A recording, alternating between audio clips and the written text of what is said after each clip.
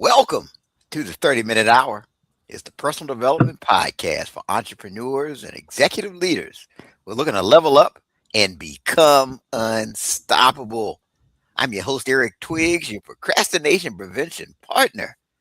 Joining me as always, you know him as the super CEO, the business strategist extraordinaire, and all around good guy, Ted Fells.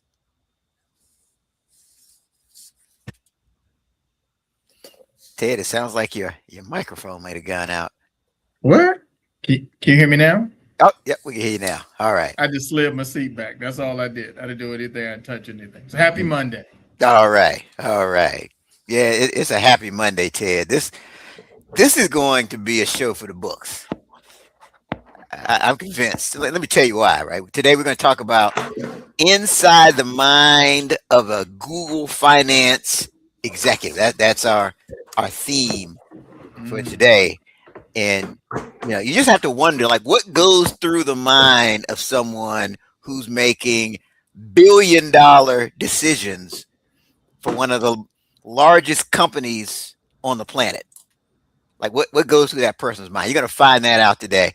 And so, Ted, you know how they say there's levels to this? Yeah. I got that wake-up call when we were backstage. Okay. I got that wake-up call. I said, there's levels to this thing because you know what he told me, Ted? He said, look, man, sometimes I'll make a $100 million decision, and that's not enough to move the needle. What? What? There's levels to this thing. We got to talk to him. We got to find out about the levels and, what's the mindset shift that's necessary, right, to get to the point where you're making billion-dollar decisions and you don't feel overwhelmed about it. All right. So let's get to it. Jump right into it, man. Let's get into it. Yeah, for sure. So our guest, he's a senior finance executive. He's helped drive financial strategy at some of the world's biggest companies. He spent 7 years at Google as head of finance for tech solutions, and he's held leadership roles at McKesson and Coca-Cola. He's passionate about mentorship, and he believes the best way to impact the bottom line is by first impacting lives. Please join me in welcoming to the show, Lamont Johnson. Thanks for having me, guys. I appreciate it. Man, I was about to take off today. I'm glad I didn't. I'm glad you're here. Yeah, man. Yeah, this was a good one. So your guest might be on a level when you put the promo out there on LinkedIn and people find out that he's going to be on the show and they start typing paragraphs into the comment section. I said, man, this is somebody. This is somebody. They're typing paragraphs about how excited they are about him being on the show. So good stuff. Lamont, welcome to the show. Thank you. Take us back to the beginning. I mean, what originally sparked your interest in finance, and when did you realize that this could possibly be your path? Yeah, no, that's a really good question. Again, thank you for having me, guys. And I've always had, as far as I can remember, I've always had this like affinity for numbers, and I feel like math came easy to me early on in life, and so as I kept going through school, I just realized that there was a potential to kind of link that to like a career. And that really started to register in high school. And to be honest, there's a story of, being in an accounting class, and this was in high school, and there was a stock market contest, right? And, I entered into it and I started to understand and try to figure out, and this is back when you had to look at the quote of a stock in the newspaper, right? And figure out the highs and lows and do that kind of research. And so be in the library, those are probably extinct as of right now. Right. But yeah, I entered into that contest, and it was a regional contest, and I did really well. And it started to me linking numbers to what I could do in a career. And I also had really good examples close by to me. I mean, look, my parents were successful. My dad was a marketing executive, my mom a realtor, my godfather an investment banker. And so I saw the example of what it could be, and then just trying to understand what talents I could have started to let me understand, like, okay, when I do go to school, I actually do think I want to learn much more about this, and that's what I ended up doing. Awesome. So it sounds like that was a turning point when you had that experience. It So it, that it that kind of was. gave you confidence to know, hey, I could do It, this. it was like I've always kind of been interested, right? Like my dad was always reading the money section, and the news is always on. So I just, even though at the time I didn't appreciate it all that much, when I started to apply it, I was like, wow, I know a little bit more than I thought I did. And then yes, success breeds, interest, at least for me. I do like to win as much as I possibly can. And so um yeah, once you kind of get that feedback, it does create motivation. There you go. So like Yeah. if you could go back and talk to that version of yourself, knowing what Hmm. you know now, what advice would you give? Oh man, wow. I would go a lot harder in school. Hmm. You know, I went to an amazing school. I'm a Morehouse graduate, very proud Morehouse graduate, and I would Mm. not take that experience away at all. But I do think that when you talk about levels, there's a level of application that I probably didn't have in high school, like most people.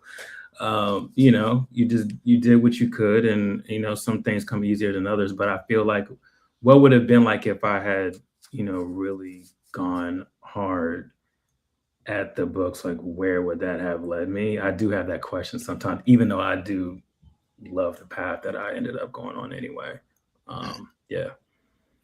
What do you think? What was it that kept you from going hard? I really, really loved playing sports, and basketball was the thing that um, was the priority in my life. I love the sport. I love to hang out. I love to play video games. I was distracted a lot by the things that at the end of the day may not be that important, but when you're 16, 17 years old, those things are paramount. And so I do think that I did enough to get by, and that admittedly was perhaps better than average, but it could have been even better, I would say, if I had applied. So yeah, I had different priorities back then, young mind, and obviously as I got older, that started to shift. So when do you think you had that moment that was like that aha moment that it switched into that next gear about okay, let me really take this, Yeah, turn I this think up. that moment happened in college, man. You talk about priorities in high school, and then you talk about priorities in Atlanta at Morehouse College, and you just, the world is your oyster at that point.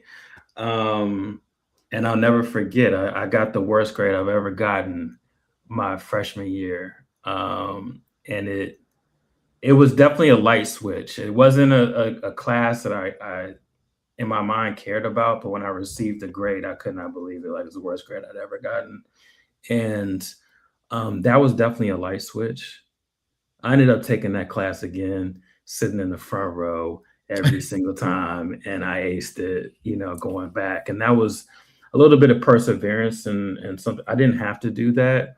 But you're on scholarship. These things matter, right? And that kind of put the stakes right there front and center. Like, this is serious. Like, either, take it seriously, or things may not go the way that you want them to ultimately. So really great question. But yes, some of the feedback I was getting as far as my grades were concerned, especially in like my first semester, where it was eye-opening, to say the least. Yeah. So do you think, you talked about sports and you talked about video games, all of those have like a competitive side to it.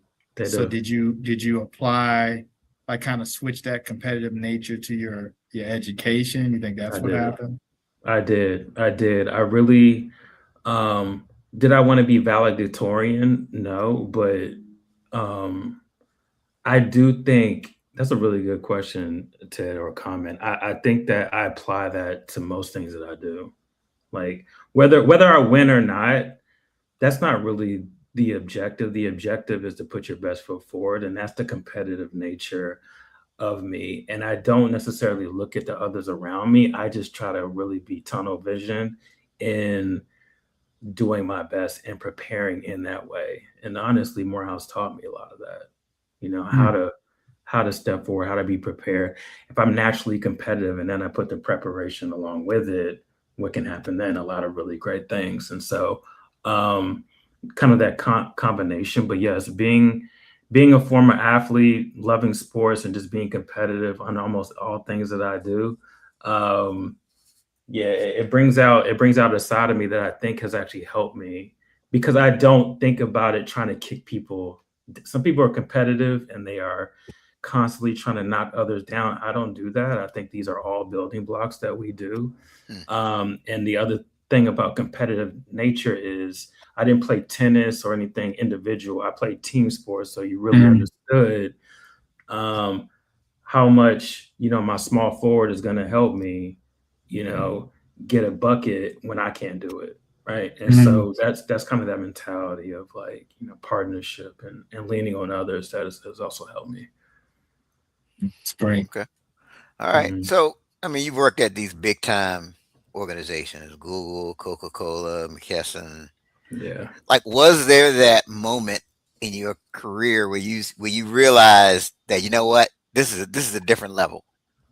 And what was yeah, that specific moment? yeah. It was orientation the first day I got to Google, and at the time this was pre-COVID, and so we actually did gather and came together as a cohort, as they would call it. And there was a presentation given, and they talked about the hundreds of thousands of applications that Google gets, and below 1% are accepted, right? And so that really put things into perspective. And you want to talk about imposter syndrome and, you know, what did I just sign up for? Even though, getting the acceptance letter was one of the happiest days, of my professional career.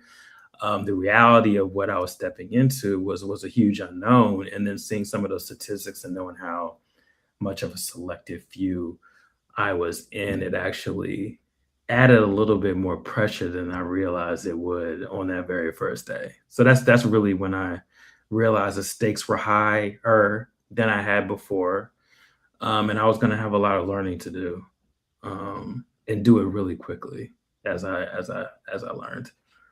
Lamont, tell us about your actual role at Google, right? Like Google is everyone knows about Google, right? Hmm. Like everybody, young people, old people, everybody know about Google. Yeah. So what can you tell us about your role there? Yeah, no, great question. I think I'll start with there's two types of finance, in my opinion, right? There's the corporate side that really reconciles reporting at a company level. It's more accounting focused, and they kind of reconcile and report out on how the company is doing. And then you have business finance that supports all of the business functionality within the company. And so I've held several roles at Google. And so, for example, Google launched a laptop 6 years ago. It's called the Pixelbook. And so, what people don't realize when it comes to finance is that when you build a product like that, there is an allocated cost to build it. Right. And these are, from the ground up. And then there's money allotted to marketing that product, selling that product, right? And getting that product out there and then managing that will P&L, throughout the life cycle of a product. And I've done that 5 times in 4 different business segments at Google.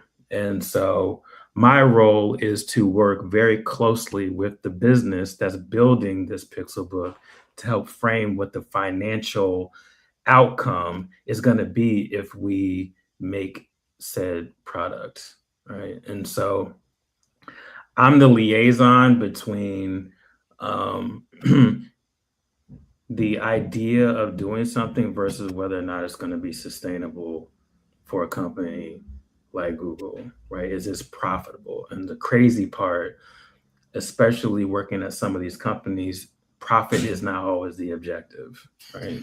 As oddly as that sounds, sometimes you just kind of want to be in the space, right? Like, Yeah. and look, Google can play around in the space as much as they want to, as many billions of dollars that company has, to kind of like just be a player. And so, but my role is to make sure that we do it as responsibly as possible, with line of sight to eventual profitability, even if it isn't that way out the gate. I want people just to kind of understand the degree of difficulty involved with getting a position at Google like the one that you were successful in. So explain it for us. So it's not like you apply to Google, they say, "Hey, great news, you're accepted, you start Monday." Yeah. It doesn't No, work like that, does it? Yeah. no, it does not. And look, I have very long road to how I got to Google. And, people talk about networking and who super important, right? The school I graduated from, Morehouse, has been very fruitful to me in so many different ways. And I ended up randomly meeting, I hope he watches this, a friend of mine who I met in the park in San Francisco when we first moved out. And he's a Morehouse graduated as well. And so we just started talking. We got to know each other.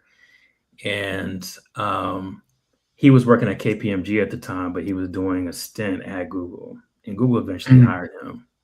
All right. So they were like, "Yeah, we're going to just take you." And so he got in the door and he was like, "Man, you got to come over here," So he did refer me. So a huge part of getting into Google is kind of getting into the referral portal, if you will. So that did help. That helped at least get my resume tagged as, someone that could be an asterisk, right, in a positive way. But then the rest is up to me. And I will tell you, Eric and Ted, I had 20 interviews total for, I think, 4 or 5 different roles. All right. These are a compilation of all day interview panels, coffee chats, impromptu conversations to just find the right fit. Wow. And being on the other side, I realized, it's hard being a candidate and you don't know what's going on. But when you're on the other side, it's like, well, I must have been doing okay, because if I didn't, Google would kick you out the system immediately. And so they were trying to find a place for me, and it ended up working out. We persevered, and I had a great recruiter who was working on my behalf. And so that is my long way into Google. And it kind of like attests to what I was saying earlier around that metric around under 1% getting in. It's just extremely difficult to do. And not only that, the interviews themselves are extremely challenging as well. I commend you on that. Hang on, Ted. I commend you on that, because it really, to me, when I look at this, it was like really a process of they're looking for reasons to weed you out of the process. If it's that many people, Yeah, they're looking for reasons. The littlest thing they could just say. So for you to make it to that point says a whole lot about you. When it's not like they're looking for reasons to hire you. They're looking for reasons to weed you out of the process, right? Yeah.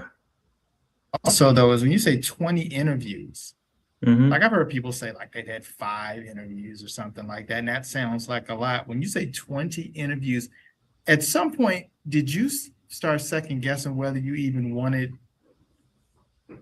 to work there? I mean, it's like, okay, this is the 17th interview, right? Like, no, it did not discourage me.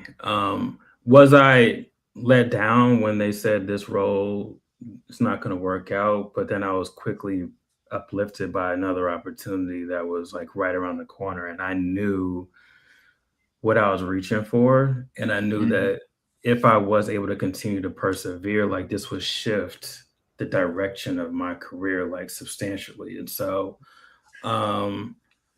there were some tough days and tough nights trying to, pick yourself back up from, a rejection, but it didn't dissuade me from trying to keep trying as long as there were opportunities given to me. I was Yeah. actually pretty comfortable in knowing that I actually was interviewing well. And Mm. so the hardest part of that is having high expectations and then being let down. And so I wanted to, and look, I have a great support system, great family, wonderful wife, like all that stuff helps you kind of get back and pick up the pieces a little bit.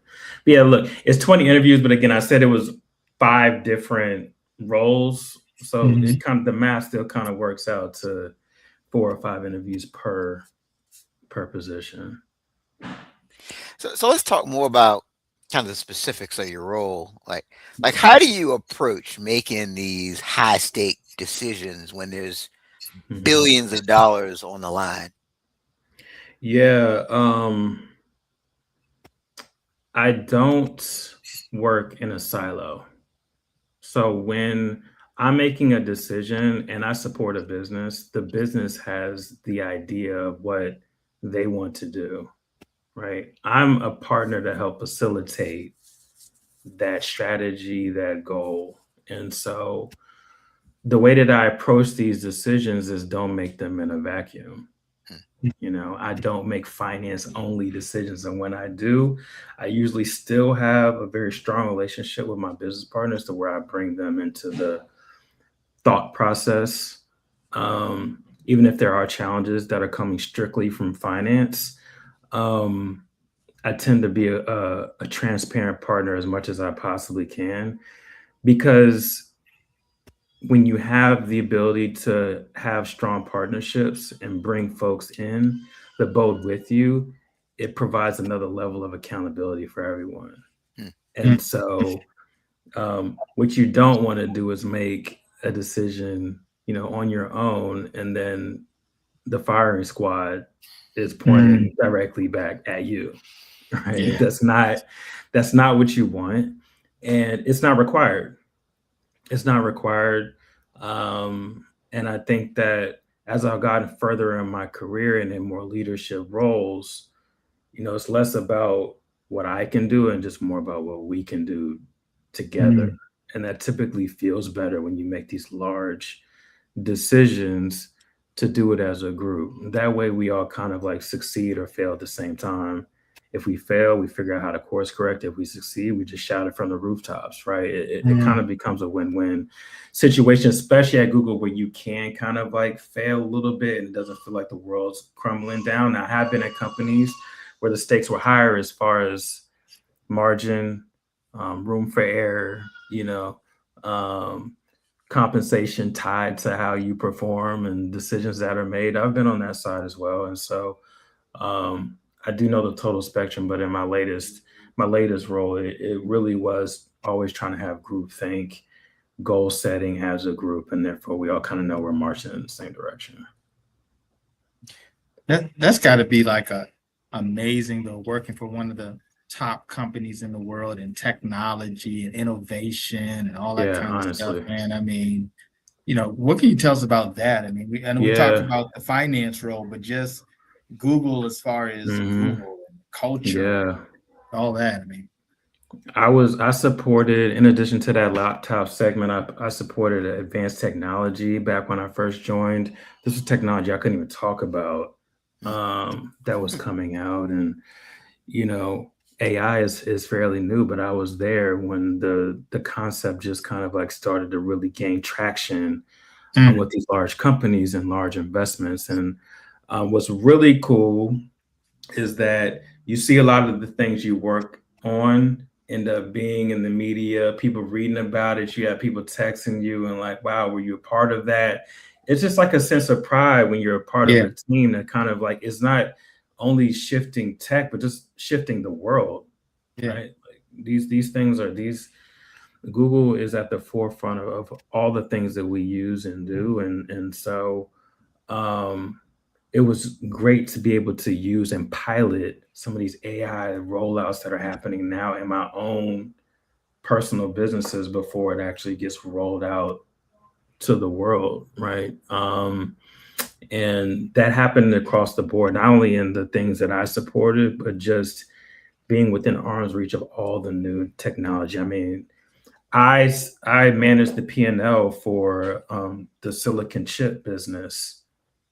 And so this not only was going to help the Pixel phone and kind of bring a lot of functionality that Google wanted to this phone, but it also subsequently we created chips that went into like the Waymo car and like, driverless cars and these things that I'm now seeing on the road, like, every single day. I was at the forefront of all that, at least from a finance perspective. No, I didn't build the thing, but I helped provide the money. You was in the room. You was in the room. That actually helped fund a lot of these initiatives, which is cool too. Yeah, it certainly is. So when you're making these major financial decisions or strategic recommendations, is there like a mental framework or question framework that you use? Yeah. First is impact. Like what does this mean from my numbers perspective? That's kind of what I'm being paid to provide, right? Like, what does this mean when we want to build a laptop? Okay, tell me, how much revenue, how much is this going to cost me? And then what is my margin at the end of the day? Like that's kind of what the first thing is. And then secondly, stakeholders. Who are the players in the room? Who am I going to be interacting with? Who are the decision makers? And who's going to actually care about this strategy, right? That's super important to always understand who your audience is and who's going to care, right? And you have to kind of have a knack for that. And that just comes through experience or just understanding, like when I'm in this room, who's going to be there. And that helps you prep and know what questions you may have to answer and those kind of things. I think thirdly, goal alignment. You know the stakeholders, right? But the finance stakeholders are going to have a different goal for the year than the laptop stakeholders. And so you have to triangulate that. Like I said, not everyone wants to make money. And look, you can have business partners that just don't have finance backgrounds. They don't care, but they know every little engineering question that you could possibly have.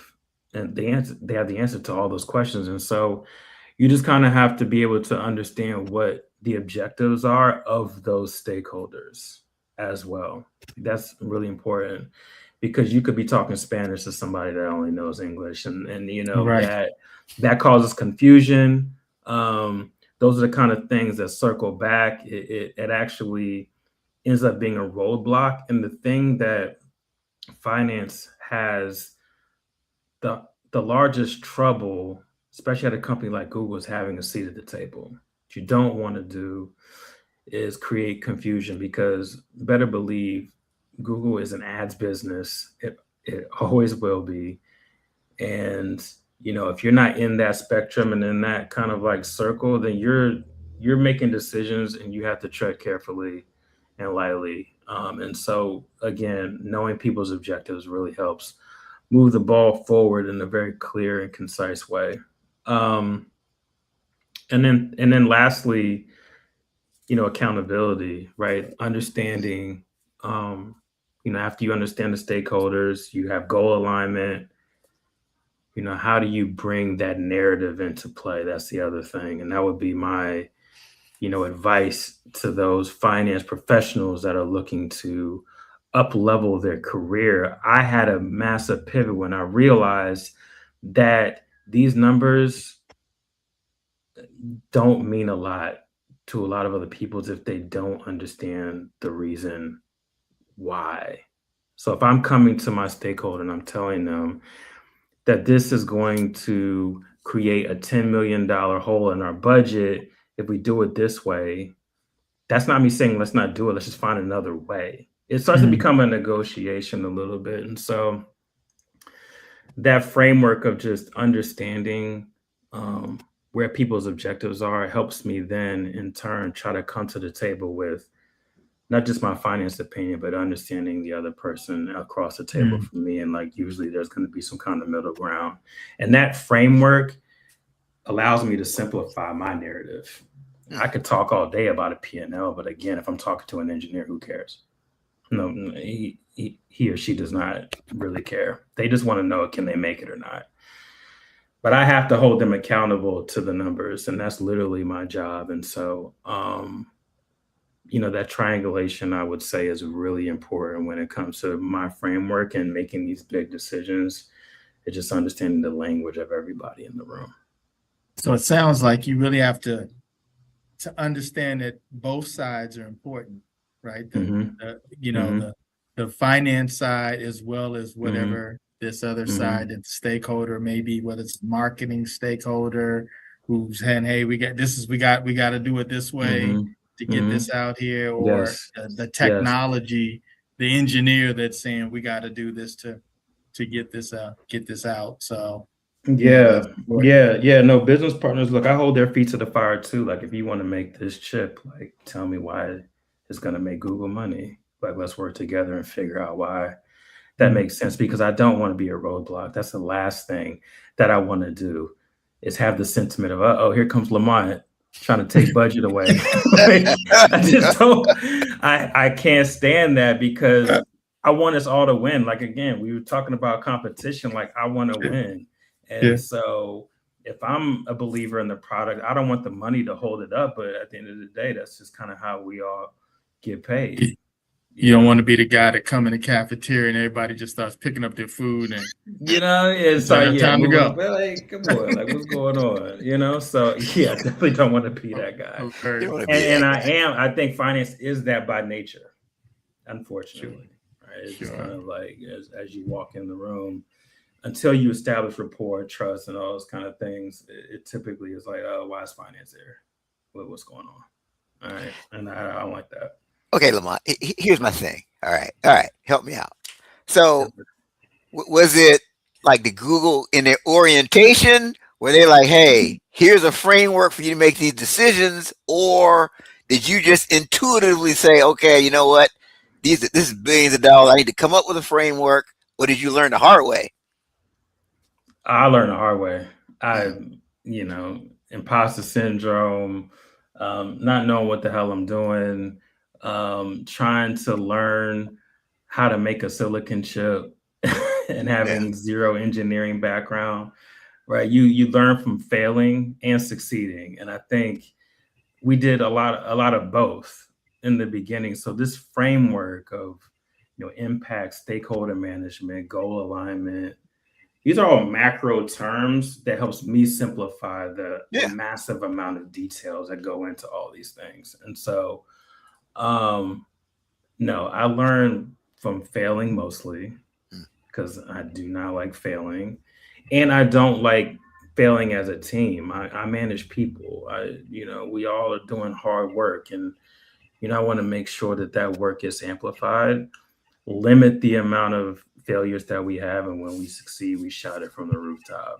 And so, to answer your question, Eric, it definitely wasn't me just, having this framework out the gate and just understanding exactly how this thing is going to work. No way. I failed a lot in the beginning. Okay. That's good to know.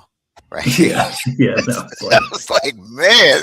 No, man. Like, there's no way. I was a fish. I mean, you're a fish out of water. Look, you talked about other big box companies. Yeah. Coca-Cola, McKesson. These are all legacy companies. I mean, in the scheme of things, Google is still a very new company. I mean, it feels like it's been around forever, but it has not. And the pace is different. It's faster.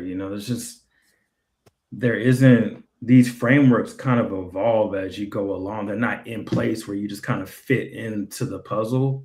You're kind of creating the puzzle. And so as you go along, you just learn things and you add another piece, right? And so that just comes through experience. And then after 7 years, I can come back to you and say, here's how we ended up. But trust me, in the fire, it wasn't like that. Mm-hmm. Yeah, but I mean, what I think about it, if there's no failure, there's no framework, right? That's a fact. So that's a twiggable quote right there, Ted. No failure, no framework. That's it. It puts a new perspective on why it's important to have these setbacks and learn from them, and that's how you get to where you are. So I mean, we're here. We're talking about inside the mind of a Google finance executive with Lamont Johnson. Uh, so I'm sure there's a myth, right? What's a common myth that people believe about finance executives at a big tech Yeah. company? Yeah. I think that's such a good question because it truly is a myth that finance at these big companies is not in the details, Hmm. right? We're like working from a 30,000-foot view. And up there in the sky, we just kind of get to look down and just see what's happening. And we just kind of push paper a little bit. Um, that is very, very far from the truth. Um, you talk about multi-million dollar decisions. You can't make these decisions without accountability and understanding your business. It's literally impossible. You will get called out on the carpet quick if you don't understand your stuff. Um, Now, is resourcing heavier at these bigger companies? And do I have to put an accounting hat on at the same time I have my finance hat on? I don't, because there's a total separate accounting department with hundreds and thousands of people that get leaned on every day to kind of make those accounting decisions, when a lot of times there is a hybrid nature to a finance director at another company that's smaller. It's just you have to kind of play both roles. But you better believe I have to lean on my experiences beforehand to really help drive and push the needle forward, and be into the details. Do I have to build models? Yes. Do I have to understand my model, make it flexible, make it digestible, and drive impact in a very detailed and micro way? Yes, I do.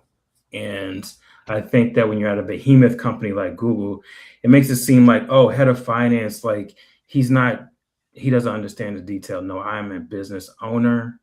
I understand my business top to bottom. And you can put me in the room with anybody, the analyst or the CFO, and we can hammer out these details regardless. And so I take pride in that. My team, the folks that will work for me, take pride in that approach, and we understand the details much more than I think that the common perception is of folks, especially in finance tech. You know what I mean? There definitely is that perception. So Lamont, when you said, you've mentioned a couple times being a business owner. Yeah. So you're saying that you're a business owner within Google. So can you talk a little bit about what that is? What that look like to? And I'm just Yeah. asking for a friend. I'm just I appreciate that. Yeah, not ownership as in I have millions of dollars on the line, right? But ownership to me is being in the detail. If I get asked a question about not just the margin of a program, but specifically about the marketing budget itself, or the design budget, or the go-to-market budget, like I have a perspective and understanding of what is making up that number from top to bottom, all of my line items. I'm not oblivious to each one of those line item impacts. That to me is being a business owner. And it also, in my mind, means I understand the process from beginning to end. Not only am I just a finance guy, but I understand the widget that I'm supporting. Right? I didn't just manage the P&L of a silicon chip. I learned how the chip was actually made. And I did that because it helped me make better finance and cost decisions on how to do things. Right? And so that's what I mean by ownership. It's not just having a single point of view, but having a holistic point of view about how the sausage is made in completion, and not just my own lane. I can see how that could be really valuable. Yeah. What you're doing, like understanding all the like you said, how the sausage is made. Yeah, that's a great illustration. Yeah. Yeah. And I can see how it could be a myth that most people would think, oh yeah, he's just kind of, at the higher level, 30,000 feet, not really getting involved in the specific details of the widget, like you're saying. So now this is a fascinating conversation. This is one of those where I've got to, when I'm in the gym, I have to go back and listen again uh, when I'm not hosting. But Yeah, this is good stuff. this Go one ahead, of those Ted. this one of these conversations, Eric. I'm gonna go around. I'll be like, man, my boy Lamont is over Yes, at sir. Google, and he's a Yeah. senior Your, exec Yeah, D, over your, there. D, your DMV boy. Look, you know what I'm Yeah, there saying? you You yeah, know go. what we I'm had a saying? name drop. Absolutely. That's it. But I want to shift gears, and this could be perceived as a surprising perspective, right? So you said that you believe the best way to impact the bottom line is to impact lives first. Yeah. Talk to us about that. Yeah. Wow. The reason that I frame it like that is because I can't tell you how many people have helped me get to this point. Like I can't, the list goes on and on. And I really love paying that forward. So if you're already on my team, I'm not just pulling from you. This is a relationship that we're building, and so I know you. We know each other, right? And we know what's going on in our lives, in addition to what's going on in our corporate lives. And I like to pay that forward. We have career conversations. We talk about development. These are the things that I think that are missing when we're all moving 100 miles an hour every day trying to complete all of these tasks, right? But at the end of the day, I love to help empower folks, right? So can I make you uncomfortable by putting you in a room, by taking ownership of your area and giving you the chance to amplify? Yes, I am that type of leader because people did that to me. Even when you feel like you're not ready, you got to get ready. And so I like doing that. And then also just creating opportunities for other people. I'm in a position where I could go to my business partner and say, hey, look, if we're going to do X, Y, and Z next year, I need more headcount. I need more people. What that's going to do is in turn create an opportunity for someone else. Mm, You know what I wow. mean? Yes, we have an MBA internship program every single year. I'll raise my hand. Yeah, bring that person over here. We'll find something for them. And I just think that you just never know what you're creating for other people, and that's a rewarding part. And as I continue to get much more advanced in my career, it's less about the bottom line and more about how I'm helping others a lot of the times. Like these career conversations, how I can help another person get to where they're trying to get to actually brings me a lot of joy.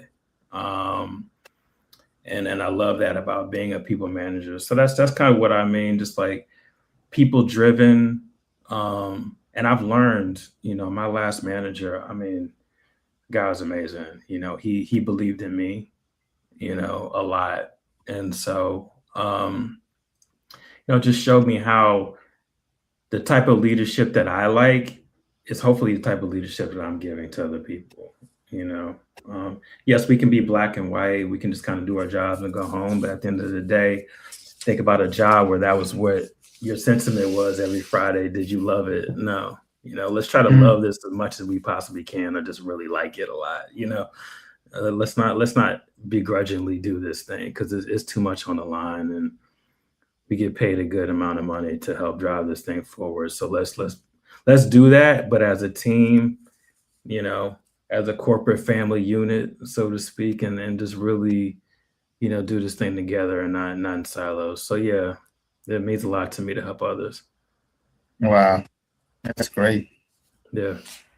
That's good. I think that could be perceived as a myth as well. I mean, so I've been around people in finance, and they tended to be more kind of, I don't know, bean counters, so to speak, and not Mhm. necessarily focused on the People people part. side of things. Yeah. Um, so I think that may surprise people. Yeah, it would surprise people, especially because it's really important in finance, Mhm. right? The people aspect, like I mentioned, most folks that are in finance really like numbers, we're just like Yeah. kind of good at it. But I tell you, you cannot advance in finance if you just care about the numbers. Like you'll just continue to love numbers, and that'll be your job for the remainder. If you Right. want to advance, you take those numbers, you create a story, you relate to other people, and that's how you become bring that connective tissue to being a leader, a subject matter expert, and trusted. Right, and so that's a development piece I think that a lot of finance professionals don't have. In the beginning, it's getting out of that spreadsheet and being able to talk to somebody who has no idea what those numbers mean and simplify it to the point that they understand it.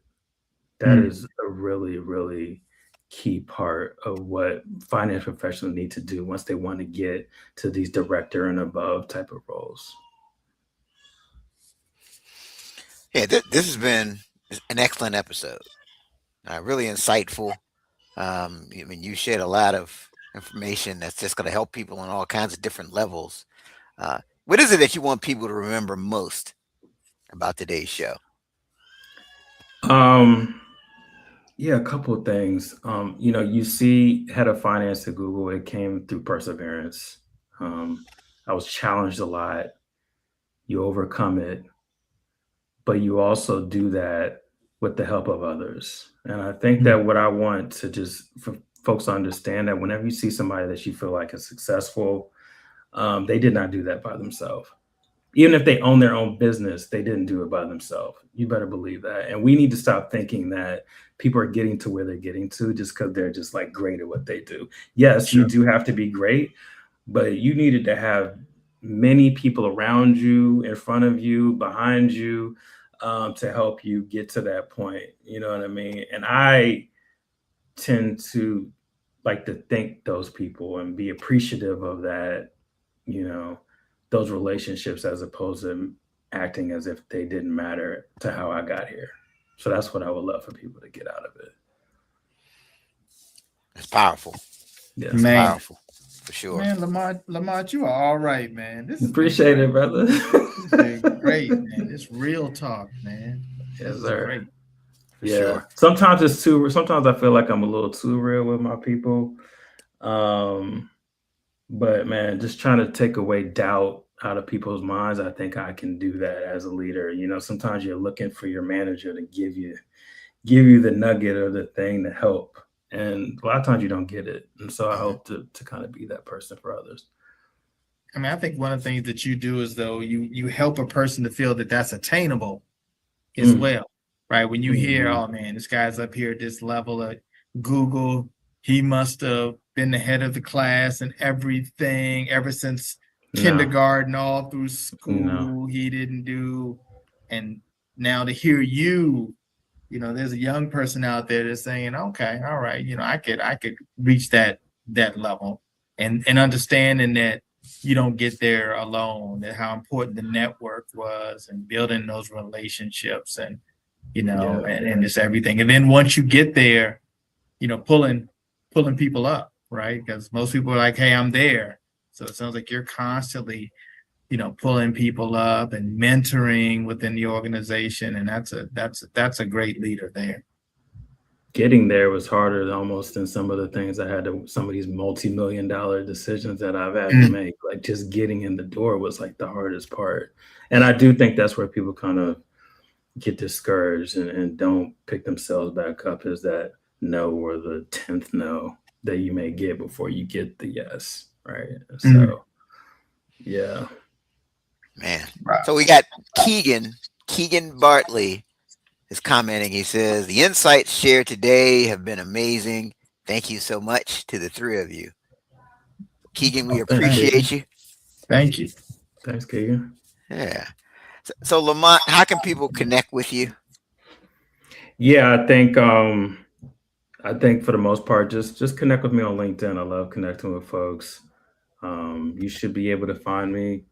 My name is kind of unique. There are other Lamont Johnsons out there, but maybe if you put Google behind it, it'll pop up even quicker. But I'm on LinkedIn all the time, networking, trying to, you know, talk about finance in the best ways that I can. And I do love the platform. So I think that's the best way to get with me. I think social media, you know, Instagram and my presence isn't as high as it is on LinkedIn. So that would be the way for me. Great. Once again, Lamont, thank you for sharing everything that you Thank shared today.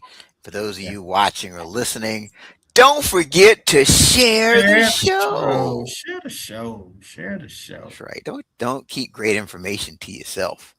And don't forget, you can also visit Apple Podcasts, Spotify, any of those podcasting platforms, and either follow or subscribe.